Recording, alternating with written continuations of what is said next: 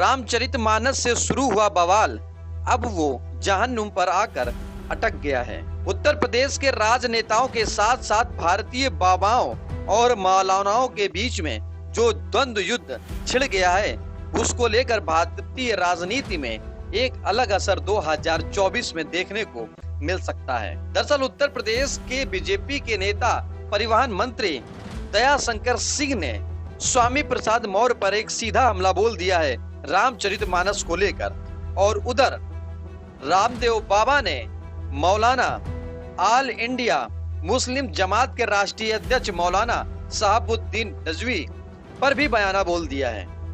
इस बयाने और इस हमले के बीच में जो तकरार रामचरितमानस और जहन्नुम पर आकर अटक गई है, ये एक भारतीय राजनीति में बड़ी बात है। नमस्कार, मेरा नाम है दुर्गेश मिश्रा। हाजिर हूँ एक बार फिर से नए मुद्दे के साथ में।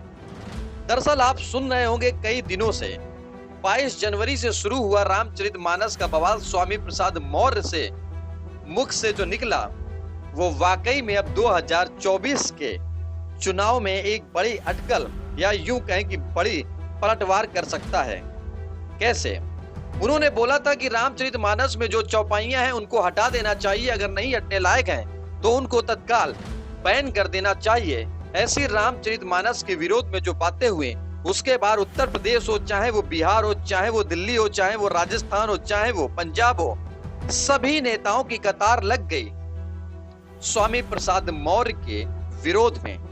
हालांकि उनमें से कुछ ऐसे पक्ष सामने आए जो पक्ष में है, लेकिन ये जो ध्रुवीकरण है राजनीति में, ये एक पलटवार कर रहा है। कैसे?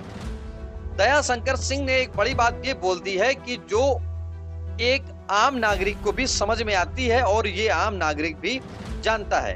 बोला है कि रामदेव बाबा या अन्य लोगों ने जो अपनी अपनी बातें कही, वो कहीं ना कहीं मिलती जुलती नजर आ रही हैं। दयाशंकर सिंह ने स्वामी प्रसाद मौर्य की आलोचना करते हुए कहा है कि विधानसभा में चुनाव में अपनी पराजय से विचलित मौर्य चर्चा में बने रहने के लिए अनर्गल बयानबाजी कर रहे हैं। इस अनर्गल बयानबाजी को लेकर वाकई में अब जो चुनाव होगा वो एक बड़ा मुद्दा खड़ा होगा, क्योंकि जो रामदेव बाबा हैं और मौलाना हैं, इन दोनों के बीच में भी जहन्नुम की बातें सामने आ गई हैं। कैसे? आप ये भी समझ लीजिए। मौलाना शहाबुद्दीन ने कहा है कि आतंकवाद का मजहब नहीं होता है। क्यों कहा है?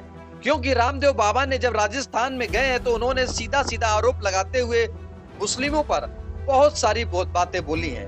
उन्होंने बोला है कि मुसलमानों से पूछो कि धर्म क्या है, वह कहेगा कि 5 बार नमाज पढ़ो, फिर जो मन में आए वो करो, चाहे हिंदुओं की बेटी को उठाकर लाओ और चाहे जो पाप कर सकते हो वो करो।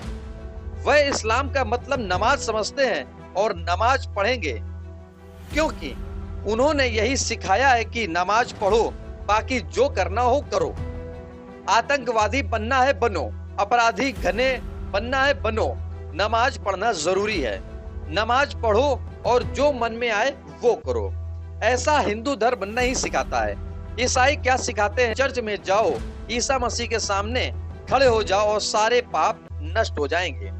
रामदेव बाबा यही नहीं रुके, उन्होंने बोला कि जहन्नुम का जिक्र करते हुए मुसलमानों के पहनावे पर भी टिप्पणी को खड़ा कर दिया है। मुसलमान पूरी दुनिया को इस्लामिक बनाना चाहते हैं। रामदेव ने कहा है कि स्वर्ग का मतलब है कि टखने के ऊपर पैजामा पहनो, मूंछ कटवा लो, टोपी पहन लो, ऐसा कुरान या इस्लाम कहता है।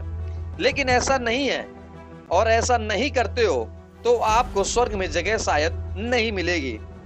अगर ऐसा करते हो तो फिर तुम्हारी जन्नत में जगह पक्की है।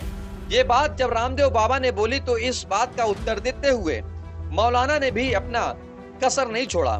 मौलाना ने बोला है कि आतंकवाद का कोई मजहब नहीं होता है। मेरे साथ ही अन्य कई मुस्लिम संगठनों ने आतंकवादी गतिविधियों की हमेशा खिलाफत की है और आगे भी करते रहेंगे।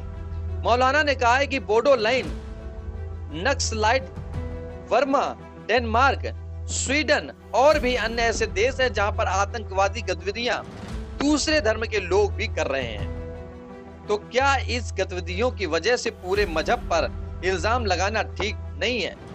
इसलिए आतंकवाद को धर्म से जोड़कर न देखा जाए। ये एक बीमारी है, इस बीमारी को हम सब मिलकर खात्मा करेंगे।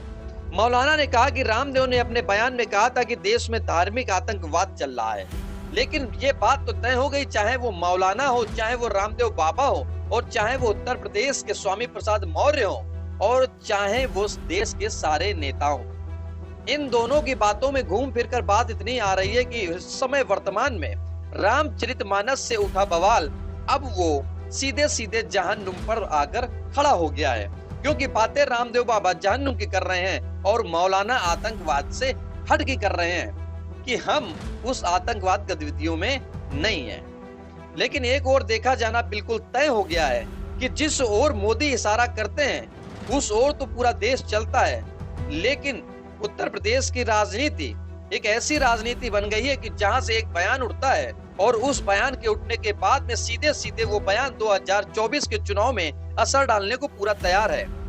अब ये देखना रहेगा कि क्या स्वामी प्रसाद मौर्य अपनी जगह पर टिक कर 2024 की बातें करेंगे, या जो ये पहले कर चुके हैं दल बदलू वाली बातें, यानी कि जिस पार्टी में जाते हैं उस पार्टी का खात्मा कर देते हैं, उस स्कीम के तहत वो आगे भी कार्य करते रहेंगे। इस वीडियो में इतना ही। आपको वीडियो कैसा लगा है आप कमेंट बॉक्स में लिखकर ये बात जरूर बताएं कि देश में ग्रंथों और धार्मिक संगठनों के ऊपर चर्चा होनी चाहिए, या देश में गरीब बच्चों, उनके चिकित्सा, शिक्षा और बेरोजगारी के लिए मुद्दों को उठाना जरूरी रहेगा। आपको जैसा उचित लगे आप कमेंट बॉक्स में लिखकर जरूर बताएं। और हाँ, आपने अगर यूट्यूब चैनल को सब्सक्राइब नहीं किया है तो आप नए मुद्दे डालकर चैनल को सब्सक्राइब करें और उस पर एक बेल आइकन है वो भी जरूर दबाएं। और हाँ, अगर आपने फेसबुक पेज नहीं फॉलो किया तो फेसबुक पेज, ट्विटर और इंस्टाग्राम को भी फॉलो करें। हमारे मुद्दे वहां पर भी आपको देखने और सुनने को जरूर मिलेंगे। नमस्कार।